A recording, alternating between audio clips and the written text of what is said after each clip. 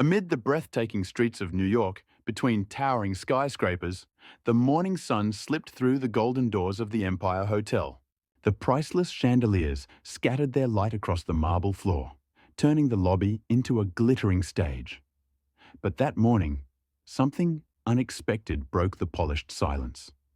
One person entered, and every eye turned toward her. She wore a simple beige headscarf, a worn-out cardigan, and carried an old wallet. Her name was Amira Hassan. She looked exhausted, yet her posture was firm, proud even. Behind the reception desk sat Richard Cole, the hotel clerk. He looked up from his papers, his gaze filled with quiet disdain. "How may I help you, ma'am?" he asked. Amira gave a gentle smile. "I have a reservation. Penthouse suite." A moment of silence followed. Guests nearby exchanged shocked glances. Richard smirked and turned to his colleague. "Megan, did you hear that?" Receptionist Megan Adams couldn't hold back her laughter. "Ma'am, are you sure you came to the right hotel?" Amira's face tightened, but she kept her calm. "Please, take a look at my ID," she said softly. "You'll see whether I belong here or not." Richard raised her ID card with 2 fingers, barely touching it. "And how exactly did you get this card?" he said mockingly. The security guard, Ethan Price, glanced at Richard. "Better lock it in the safe, just in case it's fake." He shut the safe, and the sound echoed through the lobby. In that moment, Amira's ID, her dignity, her hard work, was locked away behind steel. "You're accusing me of fraud?" she asked. Her voice was low, but it carried the weight of 1,000 storms. Richard crossed his arms. "Don't take it personally, ma'am. We've seen this kind of thing before. It's just a safety precaution," guests whispered among themselves. One tourist lifted his phone and started recording.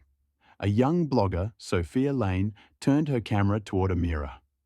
"Breaking news at the Empire Crown Hotel. What's going on here?" she said live. Within minutes, hundreds were watching. Amira took a deep breath and pulled out her phone. On the screen was a single name, Nia Thompson, executive assistant. She whispered, "It's time." On the other end, Nia's excited voice rose. "We're recording. The system is ready." Richard raised his voice. "Ma'am, this hotel isn't meant for people like you. Leave now, or I'll call security." Amira lifted her head. The calm on her face turned to steel. "You're kicking me out of my own hotel, Richard." Silence fell. Then came laughter. Megan slammed her pen on the counter. "Your hotel? Are you serious?" Amira lowered her head slightly. "Yes," she said quietly. "And 9 minutes from now, no one here will be employed." Ethan stepped forward. "That's enough. Get out." At that very moment, Amira's phone vibrated. The speaker echoed across the lobby. "All employee access has been locked. Executive verification complete." Richard's ID badge blinked red. The safe's screen went dark. Ethan's radio went silent. The system didn't crash, it rebooted. Sophia's livestream view count skyrocketed. Someone whispered, "Is she really the owner?" Another voice replied, "Yes. She's the CEO of Horizon Group." Richard's face went pale. This must be a joke." Amira stepped closer. "Years ago, in Atlanta, the same thing happened to me. I was tired, dressed poorly, and I slept in my car. The next morning, I decided to build this hotel." A soft gasp came from the crowd. A young employee wiped away tears. Amira continued, "And now, years later, in my own hotel, I hear the same words again. But this time, the tables have turned. The power is mine," Richard stammered, his throat tight. "You can't do this. It's illegal." Amira's tone went cold. "Illegal? You talk about law after stealing my ID and humiliating me? Justice was missing in this hotel. Now, it's restored." From the loudspeakers, Nia's voice echoed. 3 employees have been removed from the system: Richard Cole, Megan Adams, and Ethan Price. Your access cards have been permanently revoked. Richard tried his badge. The door wouldn't open. The screen flashed. Unauthorized. Megan's hands trembled. I was just following the rules I made. Amira looked at her calmly. And I'm enforcing justice. A young clerk, Elena Ruiz, stepped forward. I saw her reservation this morning, she said, voice trembling. I stayed quiet because I was scared. Amira approached her gently. Not today. You stood up. Good for you. People like you will run this hotel now.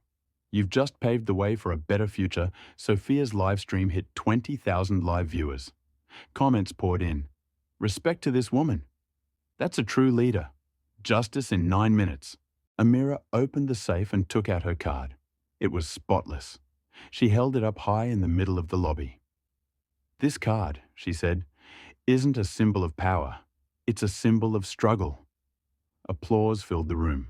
Some cried. Others stood silently, full of respect. 3 weeks later, the Empire Crown Hotel reopened. A new sign stood in the lobby. Sophia's live stream hit 20,000 live viewers. Comments poured in. Respect to this woman. That's a true leader. Justice in 9 minutes. Respect is earned not by class, but by character. As those words echoed through the lobby, the same expression appeared on everyone's face. Shame, admiration, and a deep, heavy silence. The woman they once looked down on was now standing in the center of a legend. Elena Ruiz couldn't hold back her tears. Amira walked over to her and placed a gentle hand on her shoulder. Elena, she said in a calm yet proud voice, this hotel will be a place where people learn to start over. The next morning, the lobby of the Empire Crown Hotel was filled with a new kind of energy. The golden ornaments on the walls were the same, but the air had changed. Arrogance was gone, replaced by hope. Housekeepers began their shifts with warm smiles. Receptionists greeted each guest with genuine kindness, and everyone knew the story of the woman, Amira Hassan. The media couldn't stop talking about it for days. Headlines filled the newspapers. Justice in 9 minutes. Kicked out of her own hotel, now leading with empathy. One woman, one empire, one lesson. The YouTube video surpassed 10 million views and kept climbing. Underneath, thousands of people shared their own stories. I was judged once too. They rejected me because of how I looked. But the most liked comment said only one thing. This woman reminded me that humanity still exists. A month later, Amira stood on stage at the staff meeting. The hall was packed, everyone in new uniforms, silent, attentive. She held up an old, scratched key. This, she said, is the key to the very first room of Empire Crown. Back then, I only had one room, and today, we have hundreds of rooms and thousands of stories. The room erupted in applause, but Amira didn't smile. This applause isn't for me, she said softly.